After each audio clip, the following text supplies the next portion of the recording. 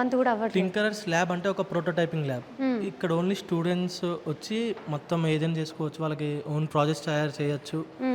ఇది free lab, no faculty ఎవరు ఉండరు. ఒక ల్యాబ్ ఛాంపియన్ ఉంటారు, మిగతా 18 మెంబర్స్ టీమ్ మెంబర్స్ ఉంటారు. మనం ఏమన్నా ప్రాజెక్ట్స్ కావాలంటే ఇక్కడికి వచ్చి చేసుకోవచ్చు. ఎలక్ట్రికల్, ఎలక్ట్రానిక్, మెకానికల్ ఈ మూడుకి కావాల్సిన మిషన్స్ అన్నీ ఉన్నాయి. PCB milling, 3D printing.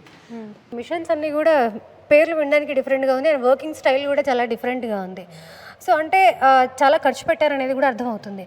But అది ఎందుకు స్టూడెంట్స్కి హ్యాండ్ ఓవర్ చేశారు?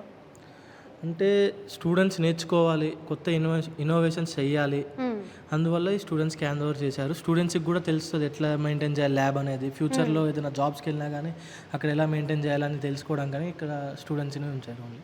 సో ఈ మిషన్స్ అన్ని ఎలా యూస్ చేయాలి, లేకపోతే వీటిని ఎలా యూస్ చేయొచ్చు అనేది కూడా మీరు అన్ని ఎక్స్ప్లెయిన్ చేస్తారు. మాకు ఆల్రెడీ ట్రైనింగ్ ఇచ్చారు, 3 days ట్రైనింగ్ సెక్షన్స్ తీశారు. మాకు ఆల్రెడీ అన్ని ఎట్లా చేయాలో కూడా అన్ని నేర్చుకున్నాం.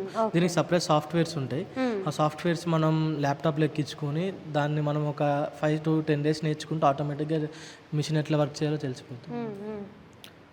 Easy to control everything. ఈజీగా అంటే ఇంతకుముందు చెప్పాను ఆల్రెడీ బేసికే.